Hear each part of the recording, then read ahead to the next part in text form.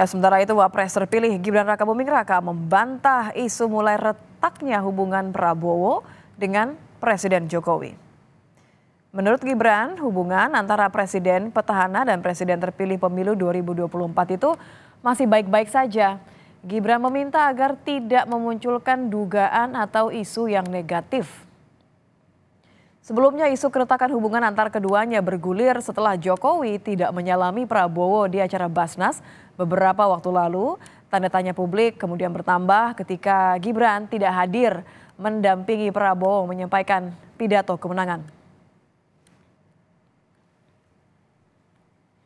Isu renggangnya Pak Jokowi dan Pak Prabowo. Siapa yang renggang? Nggak ada yang renggang. Apa yang renggang? Nggak ada yang renggang. Kita makin dekat kok. Tolong jangan memberitakan yang jelek-jelek gitu ya. Ya, lalu apa makna pertemuan Prabowo dengan Surya Paloh di tengah hangatnya isu keretakan hubungan Prabowo dengan Jokowi? Kita akan bahas bersama Yunarto Wijaya, Direktur Eksekutif Carta Politika. Selamat malam, Mas Toto. Selamat malam, Kompas TV. Mas Toto, Nitya bertanya-tanya nih, safari politik Prabowo ini kan banyak yang melihat ya ini wajar sajalah namanya presiden terpilih silaturahmi. Tapi kalau Anda melihatnya ini sekedar mengamankan pemerintahan baru nanti atau mencari tambahan dukungan dari pihak tertentu? Iya, pertama kalau kita lihat statement-statement Pak Prabowo kan memang jelas ya, sepertinya akan coba dibangun sebuah koalisi besar karena bahasa yang sering digunakan adalah merangkul, bersatu, dan itu kan dalam bahasa yang lebih konkret adalah membangun koalisi yang sifatnya gemuk.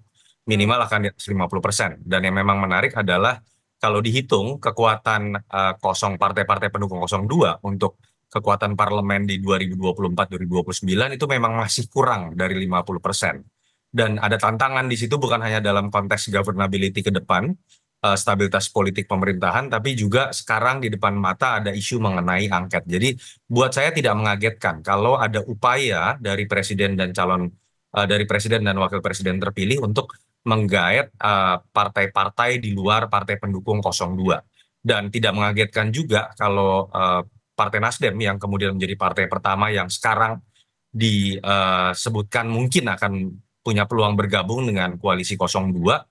Ya karena kemarin sebelumnya Bang Surya Paloh sudah menyatakan atau menyampaikan ucapan selamat mengakui adanya kemenangan dari Prabowo Gibran, dan kita tahu juga Nasdem ini kan dari awal terbentuknya itu sudah ikut dalam bagian kekuasaan. Bang Surya Paloh juga dulunya Golkar yang merupakan partai biasa ikut dalam kekuasaan. Jadi buat saya tidak mengagetkan kalau dalam waktu yang sangat cepat manuver ini bisa terjadi.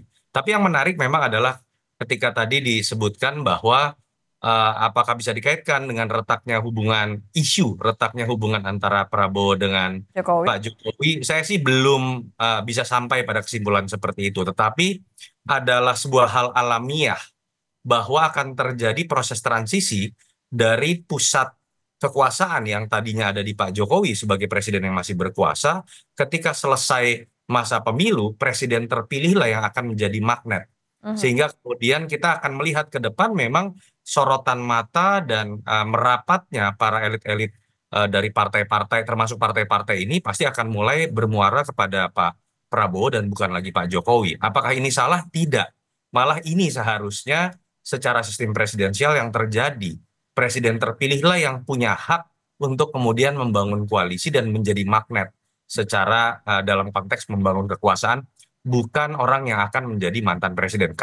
Makanya saya selalu mengatakan kalau isu yang digulirkan oleh teman-teman PSI, Pak Jokowi akan diposisikan di atas partai-partai menjadi koalisi permanen itu gitu ya. malah akan merusak sistem presidensial dan secara tidak langsung itu seperti merendahkan posisi seorang presiden terpilih. Jadi Anda mengartikannya justru ini upaya Prabowo untuk memperkuat statement tadi bahwa yang akan menjadi presiden itu saya. Jadi orang nomor satunya ya saya, terlepas dari support Pak Jokowi sampai saya bisa menjadi presiden terpilih.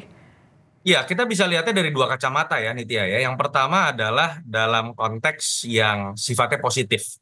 Bahwa di panggung belakang mungkin saja Pak Jokowi masih berperan. Bahkan ada isu yang mengatakan kalau di X atau Twitter itu Pak Jokowi Sabtu kemarin katanya sempat memanggil Surya Paloh. Saya tidak tahu benar atau tidak, tapi isu yang berseliweran seperti itu sehingga kemudian sekarang terjadilah kesepakatan dengan Pak Prabowo. Artinya di belakang layar Pak Jokowi masih berusaha mencoba untuk membantu, tanpa mencoba tampil dalam konteks menghormati Pak Prabowo sebagai presiden terpilih.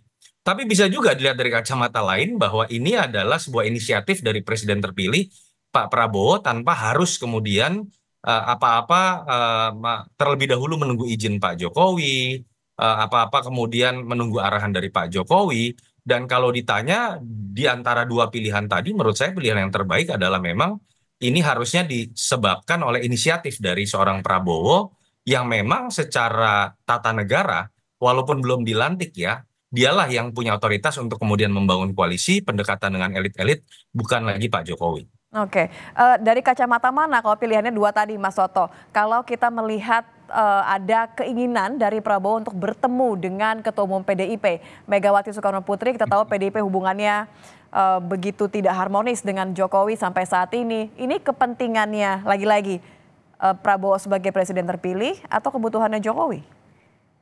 Iya, kalau kita lihat kebutuhan sudah pasti buat seorang presiden terpilih ya. Walaupun Pak Jokowi menempatkan anaknya, tapi Mas Gibran ini kan dalam posisi cawapres.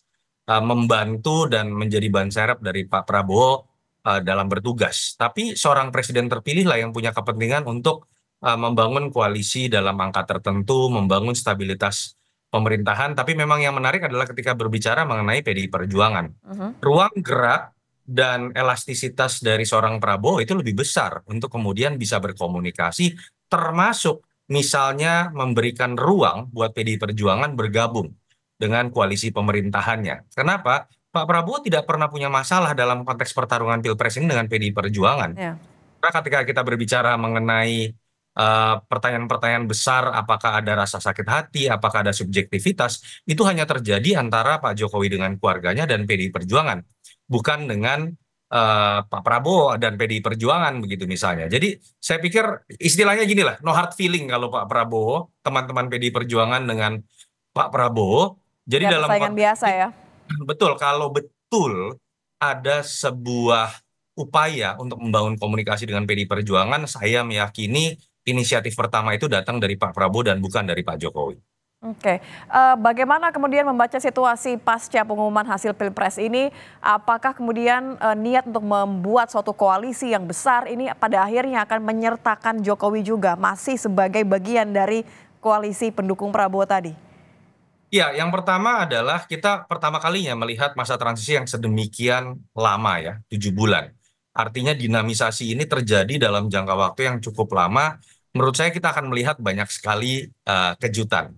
Yang kedua, masuk ke pertanyaan Nitya tadi, saya tetap melihat bahwa ketika Prabowo sudah ada dalam psikologi presiden terpilih, saya meyakini hitung-hitungannya secara pribadilah dan kepentingannya sebagai presiden terpilih lah yang akan menjadi landasan utama. Bukan lagi sekedar berbicara mengenai kenyamanan seorang Jokowi yang nanti akan menjadi mantan presiden. Jadi magnetnya dan pusatnya menurut saya nanti akan ada di Pak Prabowo, bukannya dalam konteks kita membaca seberapa aktif Pak Prabowo akan berkeliling ya, tapi secara otomatis orang-orang yang punya kepentingan ingin bergabung itu juga akan merapat dengan sendirinya. Yang ketiga nih, yang paling penting adalah kita harus membedakan isu, bukan isu ya, bagaimana manuver terkait dengan upaya rekonsiliasi ini jangan dilihat hanya dari satu kacamata terkait dengan persatuan nasional. Itu baik dilakukan dalam konteks menjaga kondusivitas masyarakat yang tadi terbelah menjadi bersatu kembali. Betul, tapi kita harus lihat secara konkret ketika ada upaya membangun koalisi besar,